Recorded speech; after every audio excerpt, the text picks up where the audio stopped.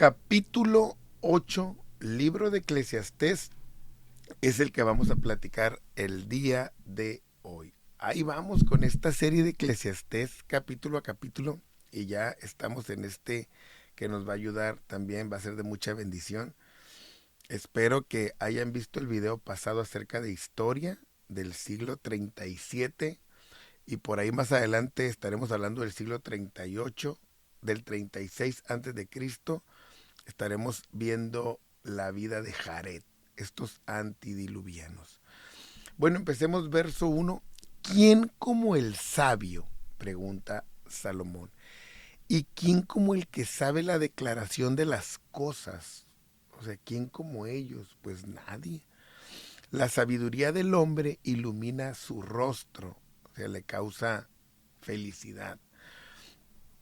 Y la tosquedad de su semblante se mudará, o sea, esa cara de ignorante, de cómo le hago, qué pasa. Entonces, la respuesta es nadie como ellos, ya que encuentran soluciones, respuestas, formas, son entendidos, saben cómo reaccionar, cómo vivir, y eso siempre va a ser de bendición para los seres humanos. Por eso necesitamos ir y estudiar la palabra de Dios para tener razones, declaraciones, para tener iluminado el rostro, es decir, sonreír, ser felices, porque no somos ignorantes. Entonces esa tosquedad del semblante se va a ir porque no somos ignorantes ni estamos limitados, sino que realmente sabemos los propósitos de la vida. Entonces es la sabiduría de Dios la que alumbra el rostro de los hombres. El cristiano debe de estar lleno de conocimiento, lleno de palabra, lleno de declaraciones, lleno de respuestas. Por eso es muy importante, vamos a la iglesia, sí, ejercemos un ministerio, tenemos algún cargo, sí, pero eso no nos exime del conocimiento. Necesitamos estudiar, leer, que Dios nos revele por medio de su palabra estas verdades poderosas. Hay quienes dicen que ya ni estudian el Antiguo Testamento, que el Antiguo Testamento ya pasó, y no es verdad, es una mala teología, es un mal cristianismo en no tener en cuenta el Antiguo Testamento, ya que Jesús de lo que vino y habló fue del Antiguo Testamento. Dice que él no vino a quitarlo, él vino y lo cumplió, pero hay muchas cosas que nosotros debemos de saberlas y aplicarlas a nuestra vida. Si no, miraremos de una manera muy vacía, muy hueca el Nuevo Testamento. Por eso yo hago casi puros videos o puros videos del Antiguo Testamento en este canal. Entonces más adelante haré del Nuevo, pero primero quiero hablar de lo histórico, de lo cultural, de todas estas enseñanzas que fueron fundamentales, ¿no? Te aconsejo que guardes el mandamiento del rey y la palabra del juramento de Dios. Te aconsejo. O sea, la obediencia es lo mejor. ¿Por qué el mandamiento del rey? Porque es la autoridad. Porque es el jefe, es el supremo. En el contexto de ellos, había que estar bien con el rey, porque si no podía causar la muerte. Y la palabra de Dios, sus mandamientos, lo que les había dado desde el monte Sinaí, cuando había sido transmitido solamente oralmente, pero ahora esa transmisión había sido plasmada y había que atender esa palabra escrita. Eso es lo que él le dice, porque Dios está por encima del rey terrenal. Entonces el rey mismo está sujeto a esa palabra, los líderes. No podemos gobernar, no podemos liderear, no podemos pastorear correctamente si no estamos fundamentados y llenos de la palabra de Dios. No te apresures a irte de su presencia, ni en cosa mala persistas porque él hará todo lo que quiere. O sea, está diciendo Salomón, está hablando del respeto ante el rey, el respeto ante Dios.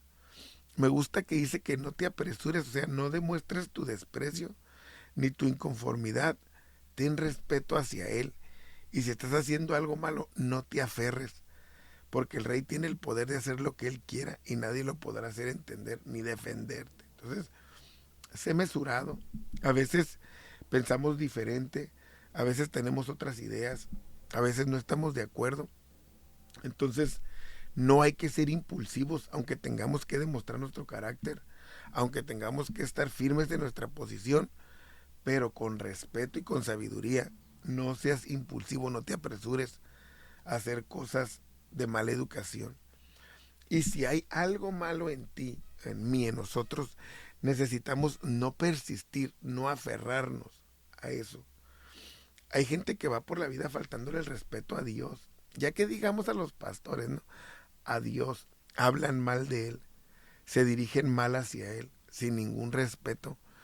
Bueno, no persistan en eso, arrepiéntanse, pídanle perdón, porque Él va a hacer todo lo que quiera. Y ustedes no pueden hacer nada por detenerlo. El juicio de Dios va a llegar. Ellos ya habían vivido el juicio del diluvio siglos antes. Ya lo habían pasado muy terriblemente. Pero ahí venía un nuevo juicio. Ellos iban a ser esclavizados por otras naciones. Iban a ir a la cautividad. Y todo por la desobediencia. Porque el rey va a hacer lo que él quiera. Pues la palabra del rey es con potestad, dice, con poder, con autoridad. ¿Y quién le dirá qué haces? Nadie. ¿Qué podemos decirle a Dios ante cosas que no estamos de acuerdo? Nada. ¿Qué podemos decirle en cosas que se nos hacen negativas? No podemos decirle nada. Su palabra es autoridad. Ni siquiera la podemos conceptualizar. Ni siquiera podemos decir, no, pues sí tiene razón o no. No, no le podemos decir nada. Él es el que sabe lo que hace y mucha gente no entiende esta posición, esta postura de criaturas ante él. El que guarde el mandamiento no experimentará el mal. O sea, se refiere al juicio. Y el corazón del sabio discierne el tiempo y el juicio. O sea, la obediencia trae buenas consecuencias, aunque de momento sea difícil, sea duro, pero no vas a perder. Escucha esa palabra. El que guarde el mandamiento no va a experimentar el mal. No es que no te van a pasar cosas negativas que no te gusten, pero al final del día Dios te va a dar la bendición, la victoria, el respaldo. Entonces el corazón del sabio discierne el tiempo y el juicio. Entonces, cuando hay sabiduría en nosotros, hay discernimiento, pero el discernimiento está totalmente ligado a la razón y al conocimiento. Porque yo no solamente voy a sentir, como muchos piensan que el discernimiento es solamente sentir. No, yo voy a entender qué tiempos estoy viviendo, cuáles son los tiempos. He estado hablando en los videos de historia del tiempo de los prediluvianos. Ellos tenían que discernir que se acercaba algo terrible y tenían que vivir ese tiempo pre. Y luego cuando hablamos de los postdiluvianos, ellos tenían que entender las nuevas oportunidades, entender el tiempo y el juicio. Pero eso lo vamos a discernir con el conocimiento de la palabra de Dios y las palabras que Él ha dejado plasmadas. Si no, no. Vamos a caminar solo por caminar. Entonces, la sabiduría, el conocimiento de la Biblia nos va a dar el discernimiento del tiempo. No que ahorita cualquier noticia que vemos en la tele, cualquier catástrofe, ya hasta le aplicamos textos de la Biblia. No, que dijo Isaías, que dijo esto y lo otro. Pero realmente no lo hacemos con un conocimiento. Es más morbo. Porque para todo lo que quisieres hay tiempo y juicio. Porque el mal del hombre es grande sobre él. Entonces, le gusta mucho hablar en este libro sobre el tiempo a Salomón porque sabe que el tiempo va a pasar y tiene consecuencias, que el tiempo nos marca un límite y la humanidad va a tener límite. El, el mal va a tener un límite. La maldad va a tener límite. Entonces hay un tiempo y hay un juicio, o sea, se va a cumplir. Y dice, y es grande sobre él. Entonces es como cuando llegó el diluvio, Dios les dio tiempo, muchos siglos de predicación. Y llegó el diluvio y fue grande mal sobre ellos. Solo Noé y su familia se salvaron. Entonces el hombre no entiende que es el momento de aceptar al Señor. Tanta enfermedad, tanta guerra, tanta maldad, tanta violencia, tanto pecado, tanto sexualidad desviada. Es el tiempo. Tienes que discernir. Y hay quien está esperando tiempos mejores que nunca van a llegar. Pues no sabe lo que ha de ser y el cuándo haya de ser. ¿Quién se lo enseñará? Entonces, esa es la incertidumbre durante toda la vida que el hombre se está desarrollando. Pues dice que no sabe lo que ha de ser y cuándo. haya de ser. ¿Y quién se lo va a enseñar? Bueno, Dios. No vamos a ir con un encantador, con un adivino, con alguien que lea el futuro ni las manos, porque no existe. No hay nadie que conozca realmente lo que viene, más que lo revelado en la palabra de Dios, que Dios nos lo ha dejado para que lo podamos discernir, entender, predicar, y lo que Él sabe. Solo Dios, nadie más sabe. No hay hombre que tenga poder sobre el espíritu para retener el espíritu, ni poder sobre el día de la muerte, y no valen armas en tal guerra, ni la impiedad librará al que la posee. Entonces, aquí vemos cómo claramente no tenemos poder para seguir viviendo. Ese poder solo tiene Dios. Cuando Él decida que la muerte llegue a nuestra vida, así va a ser. No hay poder, no hay armas, no hay nada, estrategias, no hay escape. Esa nos va a tomar. Entonces debemos de aprender a vivir sujetos a Dios en todo momento. Que Dios nos cuide, nos ayude, que Dios nos proteja, porque no puedes hacer nada en contra de ello. Y es tan clara la palabra de Dios como para no entenderla, ¿no? Todo esto he visto y he puesto mi corazón en todo lo que debajo del sol se hace. Hay tiempo en que el hombre se enseñorea del hombre para mal suyo. Entonces, ¿qué había experimentado el rey Salomón? Pues todas estas cosas que se hacen en la tierra, tiranía, malos gobiernos, malos líderes, nosotros malos pastores, malos de todo. Y ese mal que él había visto y que nosotros lo hemos visto, se hace debajo del sol. Cuando nosotros no elevamos nuestra vista arriba del sol para ver a Dios, y todo lo hacemos por nuestra fuerza, por nuestros intereses, por nuestros planes, por nuestros propósitos. Entonces el hombre se enseñorea del mismo hombre y es para mal suyo, porque al rato hay venganzas, al rato hay pleitos, al rato hay contiendas, hay todas estas cosas. Asimismo he visto a los inicuos sepultados con honra. Esto le duele mucho a Salomón, porque mira gente mala, gente que nunca honró a Dios, pero que los despiden de esta tierra como si hubieran sido la gran maravilla de hombres cuando fueron malos. Nos toca ver en este tiempo gente mala que le entierran con banda, que le entierran con todo, con todas las flores, con todos los lujos. Vemos eh, pues tumbas que son, los muertos viven mejor que los vivos muchas veces, con mansiones en sus tumbas. Dice, mas los que frecuentaban el lugar santo fueron luego puestos en el olvido. Entonces dice Salomón, ¿cómo es esto que los que buscaban a Dios mueren sin pena, mueren sin nada? O sea, siendo que fueron rectos, dice, esto es algo muy vacío. ¿Por qué el ser humano es tan dado a querer medir en esta tierra lo que Dios tiene para él? Salomón, que es el sabio, no puede entender eso. ¿Por qué los despedían con honra a los malos y a los buenos no? ¿Por qué? Y esos son de los misterios de Dios. O sea, miraba cómo los siervos parecía que ni existieron, pero los otros sí. Entonces, en el tiempo de él muchos se desanimaban y decían, entonces, ¿para qué somos buenos? Mejor somos malos y vamos a terminar igual. ¿Cuál es la diferencia? Mucho cristiano se desanima en su fe y en su trabajo por esto, porque ven la iglesia y el servicio de una manera humana. ¿Para qué lo hago? Nadie me va a reconocer, nadie me va a agradecer. ¿Para qué lo hago? No hay diferencia. Y así piensa el ser humano. ¿Para qué? Por eso dudan del juicio y no usan su discernimiento. Salomón, que era el hombre más sabio, también decía, estaba en conflicto con esto. Entonces, usted y yo no debemos estar en conflicto con esto. Dios es el que sabe por qué pasan las cosas y Él va a tener la recompensa de cada quien a su tiempo. Mira lo que dice aquí.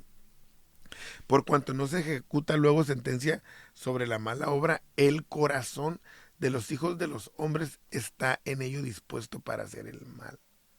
Dice Salomón, como no ven juicio en la tierra, como no ven que nada se los ajusta, como no los ven pagar, entonces es mejor hacen el mal.